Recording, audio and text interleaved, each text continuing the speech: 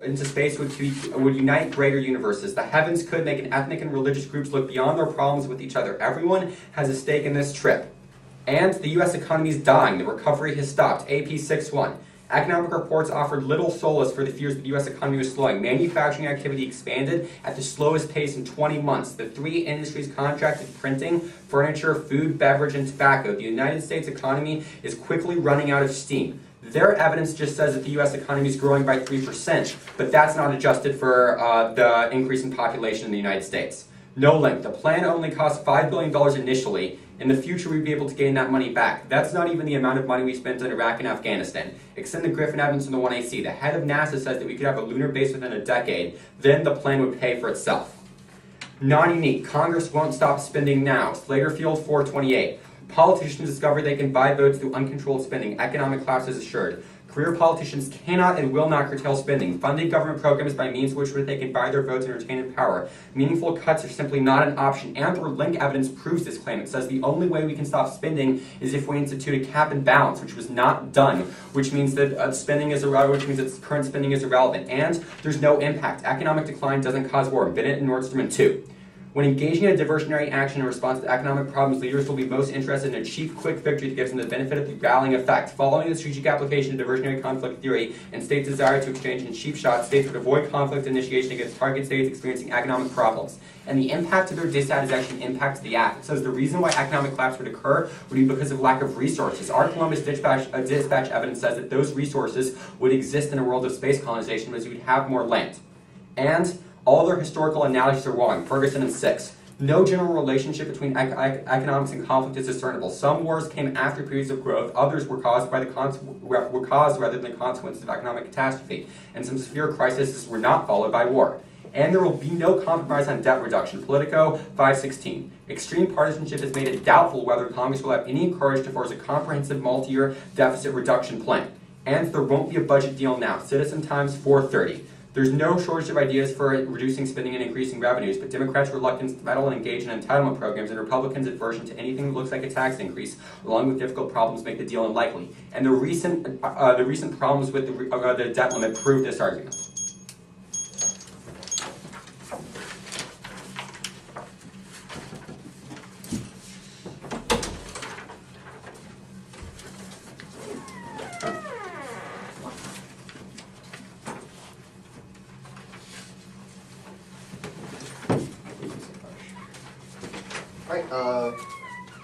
What was the second argument that you said on the time frame? What was your second response to the time frame argument? The first one was irrelevant because of magnitude. We have two pieces of evidence in our 1AC that says that the fundamental components of the technology for space colonization exist now.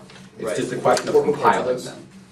The Faust evidence and I believe the Sandberg evidence, which was the last card. Because that Faust card is not talking about the capabilities. It just says that human spaceflight will end because NASA is not going to provide, or the Congress is going to provide more money for it. Right. It says that if Congress questions the wisdom of spending several $billions and does so, then we will have better technology for NASA's human spaceflight program by the end of the decade. And that is qualified because he is an editor and publisher of Space Review magazine? Yeah, which is actually one of the preeminent periodicals on spaceflight. Okay, that's fine. Where does it talk about that in the Sandberg card? Where does it say that we technically have everything that we need before we can go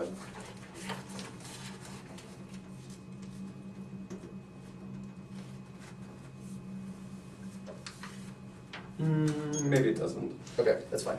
All right, so let's talk about your Stimson card, or whatever card you cited for the first point in that colonization was possible. Which card is that? Is it the Sandberg card? Yeah. Okay, all right, never mind then. All right, and what was, can you explain this argument that Mars can be terraformed? Yes. All the essential components for what make up life on this planet are either currently present on Mars or can be engineered artificially. The whole notion of terraforming is that you can create an environment on a foreign planet, bringing together the essential elements of life on Earth. So although that doesn't exist now, with the technology that we have now, in addition to technology that will be developed. Isn't the only water that we found on Mars like one molecule among like millions of molecules which we picked up on a Mars rover? Well, it's actually moderately significant that we found any water on any other planet other than Earth. Because, and that one molecule plus like more well, molecules. the reason why that's significant is because some environments in space are inhospitable to water, and we know that Mars had lakes in the past because of that. All right.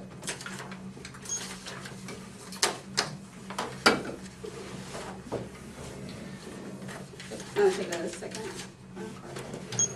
We'll create it before I have them on.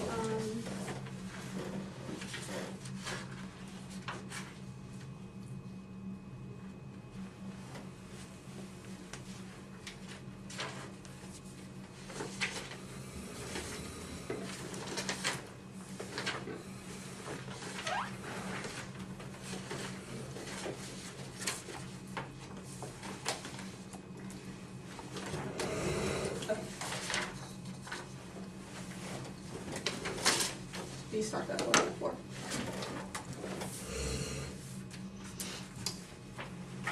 Okay, so the order is just going to be the spending this at, with a very short overview on top. Yeah, got it.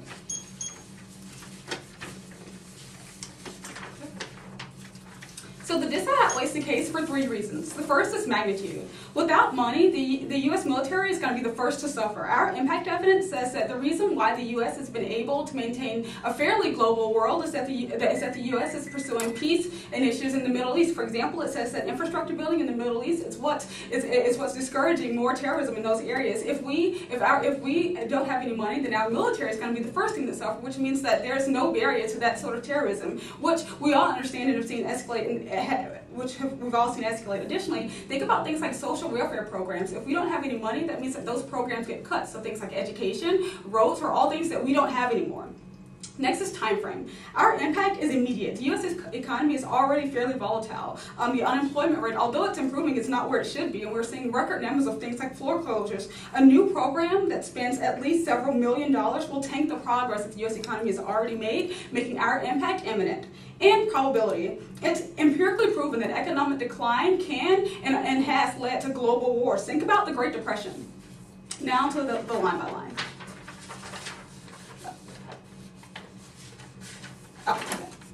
His first argument is that the case solves for war, but that's not true. Think about what their plan does. Their plan says that there are resources in outer space, and they're going to have people go there and live peacefully. But we know that when there are resources, countries fight over those resources. Think about what happened when the Europeans first came to America and tried to colonize the region. They fought. There were large wars because they all wanted the territory. And their next argument is that the U.S. economy is dying, but you should extend our Lindbergh evidence.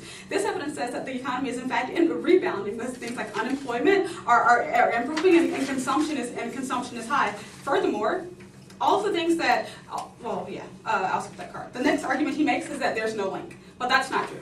They say their plan only spends about $5 billion initially, but that can't be true. We have evidence that says that it costs about $10,000 to put something that weighs 1 pound into space, and it costs anywhere between $500 million and $700 million for a space shuttle to even take off. The U.S. no longer even has space shuttles, so we would also have to invest money into building those space shuttles. Not to mention the amount of money that it would cost to terraform nations, to terraform these planets, which they claim is possible. If there's no oxygen, then we have to invest in the infrastructure and the technology that creates those things. So all of those things cost money that we don't have. They say there's no uniqueness because Congress won't stop spending now, but the recent political debates proves that there's obviously an effort to not spend money anymore. Remember, Republicans want to win the next election, so they want to be able to say that we didn't spend any more money. And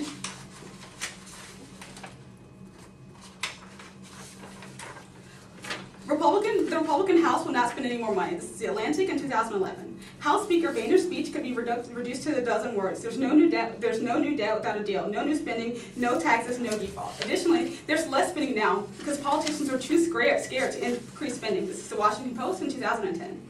With deficit anxiety rising in the labor, there are signs that both the White House and the leadership in Congress are beginning to worry about the political cost of more red ink. House leaders are discussing a one-year budget that might cut more than Obama's proposed freeze.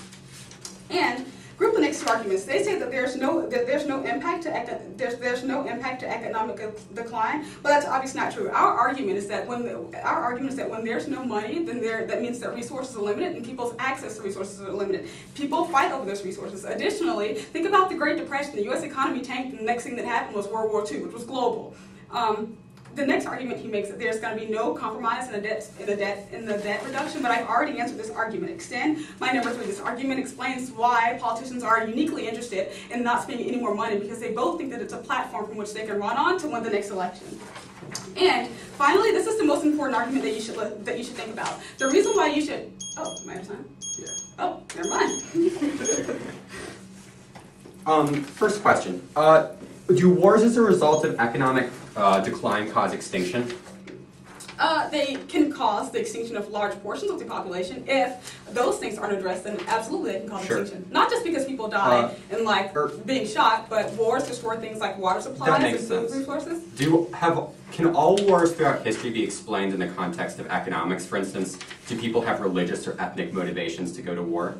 Absolutely, but I think that political motivations, for example, are oftentimes rooted in economic concerns. So I think that there's always an economic basis that you can come back to. Additionally, even if that's not true, there's also never been an instance where people went extinct because an asteroid hit the Earth. Okay, so if there are some wars that are not explained by economics, and those wars cause extinction, why is it not that extinction is inevitable? I'm sorry.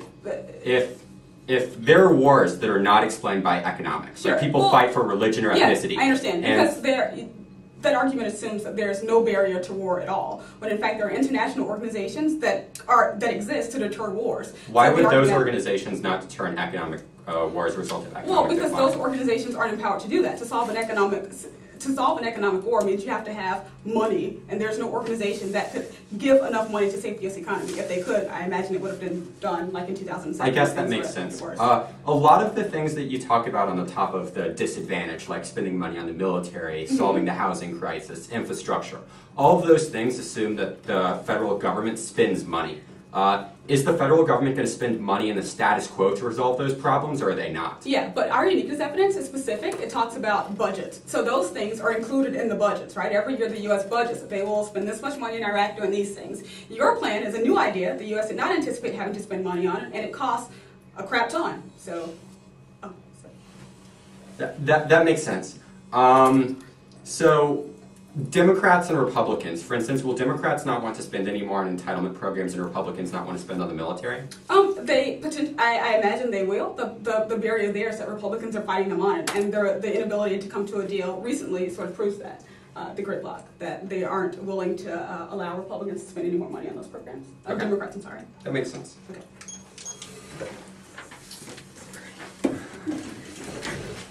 Alright, can I have the timer? Yes. It's 2 minutes, right? Okay. Alright. The order will be just going down the case below. There's then a colonization debate. Alright. Is everyone ready? Okay.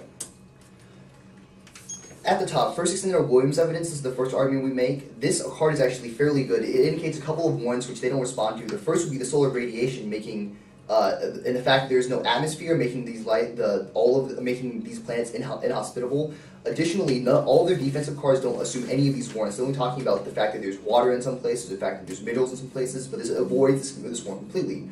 Additionally, their first argument they respond with this is their, I think it's called their Stimson card or their Sanday card. He admits this himself in the cross-six that this has no warrant, which should be thrown out. Additionally, their second card, their Clovis card, indicates that they can do it, but their evidence is only optimistic about, it's only optimism about the possibility of them doing it one day, not that they actually can do it or that it's possible in the near realm. Additionally, their third card, their Zubin and McKay evidence, indicates that Mars has minor elements like small amounts of water molecules that could be used in terraforming in the long term. This does not respond to our Williams evidence, which not only answers but assumes this argument specifically. I'll read the ununderlined portion of the Williams card. Although evidence of water has been discovered in both bodies, it exists in a form that is trapped in minerals, which require a huge amount of energy to access.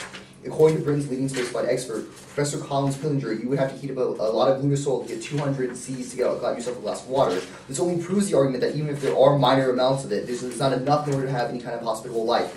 They say that, go to the time frame debate. They say that, first of all, you should prefer magnitude. This is possibly a good idea in some realms, but not in the sense of policymaking. You want to prefer time frame over magnitude because it's more real world. That's how policymakers in Congress analyze things, not some long risk, high magnitude thing in the future. Additionally, his second argument is another allusion to Faust, which absolutely